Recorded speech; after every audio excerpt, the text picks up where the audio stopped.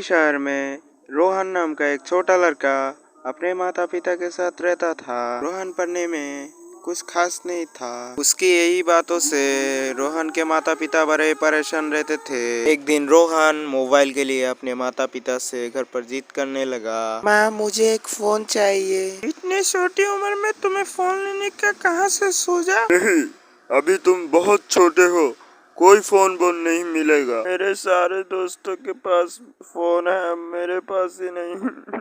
मुझे भी फोन चाहिए मम्मी। कह दिया ना एक बार, कोई फोन बोल नहीं मिलेगा। मेरे दोस्त स्कूल प्रोजेक्ट का सारा काम मोबाइल से ही करता है, जिन वजह से उनके हमेशा मेरे से अच्छे मार्क्स आते हैं। मैं ही उनसे हमेशा पीछे रह जाता हूँ। ये सुनकर रोहन के मम्मी ने उसके पिता से बोला, सुनिए जी, ये तो सही कह रहा है, इसको एक फोन ला कर दे ही देते हैं। क्या पता फोन आने से रोहन के मार्क्स भी अच्छा हो जाए। और ठीक है, मैं इसको पुराने फोन ही ला कर दूंगा। ठीक है पापा। अगले दिन रोहन के पापा ने उसे एक फोन ला कर दिया, जिसे देखकर वो बहुत खुश हो गया। कुछ दिनों तक रोहन फोन को उतना ही इस्तेमाल करता रहा जितना कि उसे जरूरत था। लेकिन एक दिन रोहन के दोस्त ने पबजी खेल के बारे में बताया। खेल के बारे में रोहन सुनकर बहुत ही एक्साइटेड हो गया। वो उस गेम को अपने फोन पर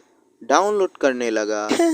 ये तो बड़े ही मजेदार गेम है, इसे खेलकर सारी बुराइयां दूर हो जाती है। कुछ ही दिनों में रोहन गेम का आदी बन गया और हर समय फोन का इस्तेमाल करने लगा, जिसे देख रोहन के मम्मी ने बोला, रोहन, तुम फोन को ज्यादा इस्तेमाल कर रहे हो ना, पढ़ाई लिखाई छोड़कर बस सारा दिन फोन इस्तेमाल करो।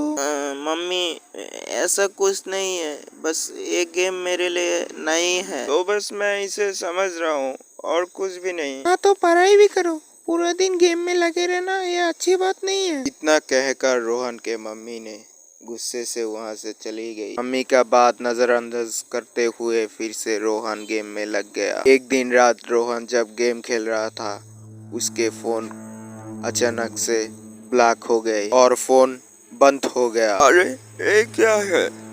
ये फोन बंद हो गया। शायद पुराना फोन है इसलिए बंद हो गया। थोड़ी देर छोड़ देता हूँ। अपने आप ही ठीक हो जाएगा।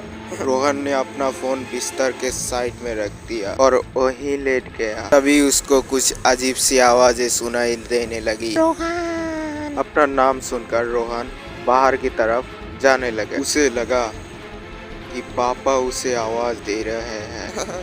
हाँ जी पापा, बोलिए। क्या बोलूं? आप ही ने तो मुझे बुलाया था। मैंने नहीं तुम्हें बुलाया। गेम खेलते खेलते तुम्हारा दिमाग खराब हो गया क्या? अपने कमरे में चला गया। रोहन इसको अपना वहम मानते हुए जैसे ही रोहन उसके बिस्तर पर लेटा, फिर से वो आवाजें सुनाई दी। रोहन। अब रोहन डरने लगा, अपने बिस्तर से उठ खड़ा हुआ। रोहन, क्या हुआ? तुम गेम क्यों नहीं खेल रहे हो? ये सुन रोहन डर गया और अपने फोन की तरफ देखने लगा। उसने देखा कि फोन के स्क्रीन लाल हो गए हैं। ये सब देखकर रोहन चिल्लाने लगा। क्या हुआ? तुम चिल्ला क्यों रहे हो? पापा, इस फोन से अजीब आवाजें आ रही है। रोहन के पापा ने जब फोन की तरफ देखा तो उसे कुछ अजीब महसूस नहीं हुआ। फोन तो बिल्कुल ठीक है पापा, इससे अजीब आवाजें आ रही थी और कोई मेरा नाम पुकार रहा था। लगता है कोई ऐप खुल गई होगी जिसमें से आवाजें आ रही है। और पापा, फोन अपने आप बंद हो गया था, इसमें कोई आवाज कैसे आ सकता है? पर फोन तो चालू है। पूरे दिन गेम खेल खेल कर तेरा दिमाग खराब हो गया है। सो जा, मैं कल सुबह तेरी क्लास लूंगा। इतना बोल के रोहन के पापा वहाँ से चला जाता है। काफी देर सोचने के बाद रोहन की आंख लग गई। तकरीबन रात 12:30 बजे रोहन को कुछ महसूस हुआ। उसने देखा उसका बिस्तर हिल रहा था और घर का सारा सामान हिल रहा था। उसे कुछ समझ में नहीं आ रहा था। जब उसने अपने बिस्तर से उठकर खड़ा हुआ तो देखा उसका फोन हवा में उड़ रहा था और उसके फोन से अजीब अजीब आवाजें आ रहा था। रोहन, क्या हुआ?